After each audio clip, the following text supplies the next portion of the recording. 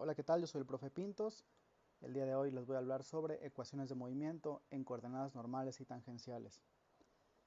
Cuando una partícula se mueve a lo largo de una curva, su ecuación de movimiento puede ser descrita en tres direcciones, que son normal, tangencial y binormal.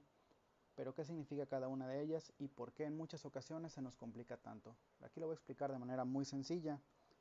Primero, la fuerza normal es la que es perpendicular a la curva, es decir, en un momento específico del que se mueve el móvil, hay una fuerza que es perpendicular a ese movimiento y esa se va a llamar normal. También se le llama fuerza centrípeta, es decir, hacia el centro. También vamos a tener una fuerza tangencial. Si en el momento que habíamos elegido anteriormente, donde se encuentra el móvil, lo soltásemos, por así llamarle, el móvil se va a dirigir en una dirección que va a ser tangencial a la curva. Es decir, va a haber una tangente a esa curva y hacia allá se va a dirigir el móvil. Esta fuerza también se le llama fuerza centrífuga, es decir, fuga del centro, como su nombre lo dice.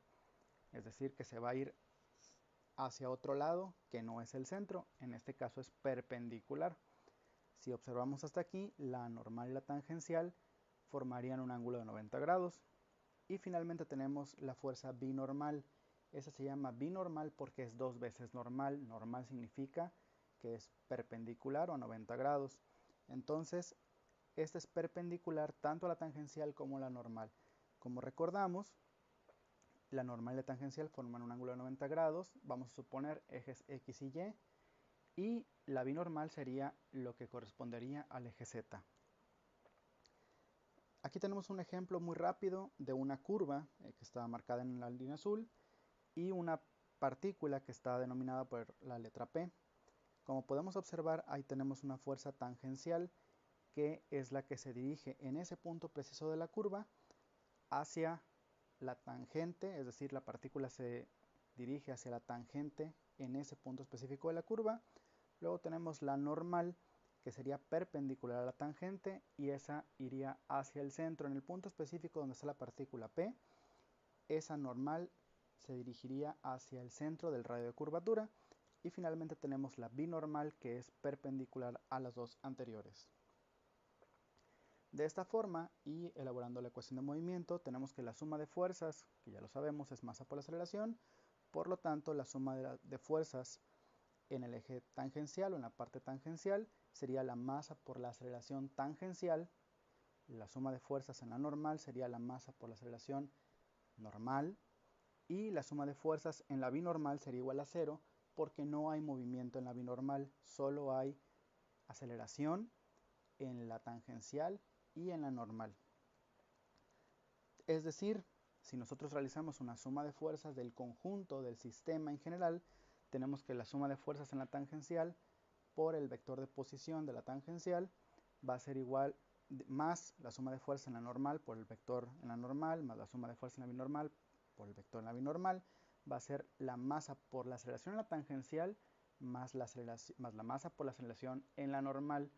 ¿Por qué? Porque en la binormal quedamos que era 0.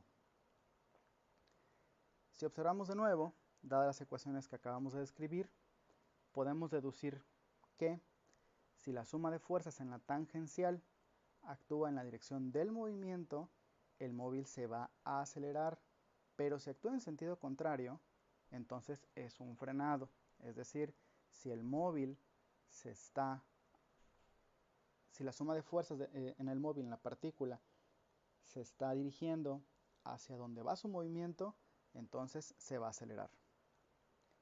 Ahora, la aceleración normal va a ser igual a, aquí hay un error nada más, es velocidad al cuadrado entre radiocurvatura y va a representar el cambio con respecto al tiempo de la dirección de la velocidad.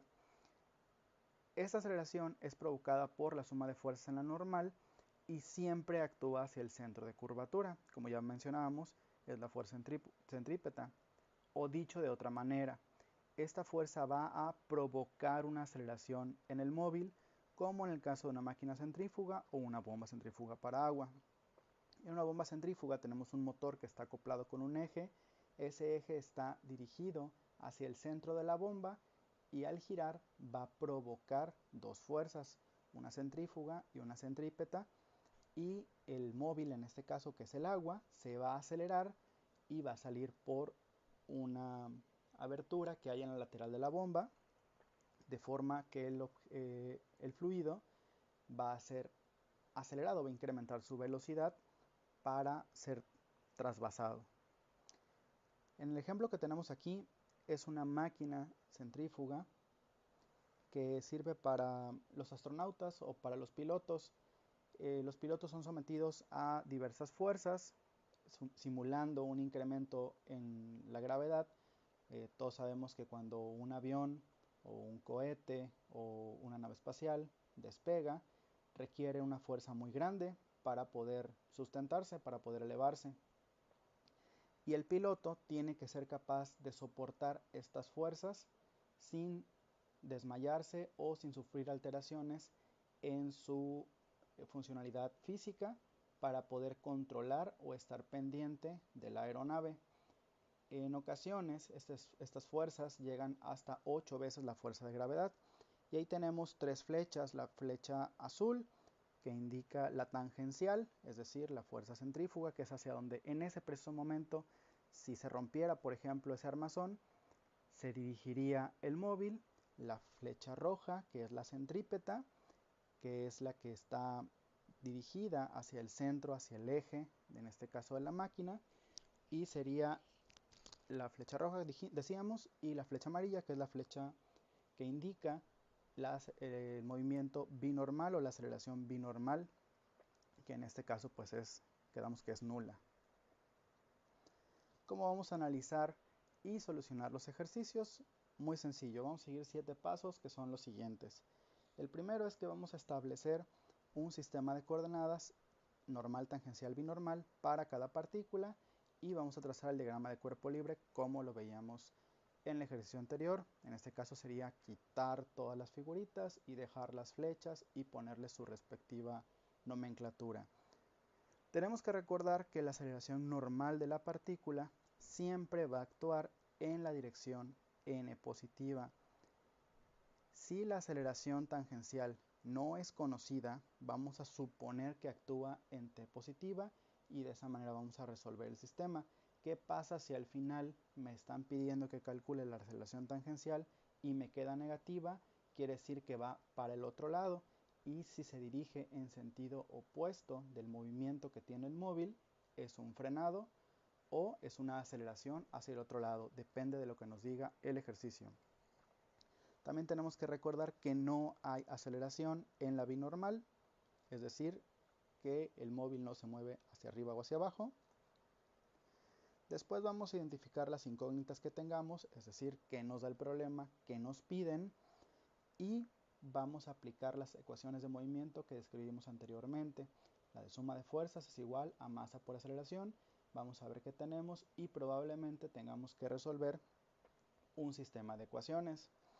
Ahora, hay que recordar que la aceleración tangencial nos las pueden dar en función de la posición o de la velocidad. Entonces, de eso depende cómo vamos a derivar. Y la aceleración normal va a tener la fórmula de velocidad al cuadrado entre radio de curvatura.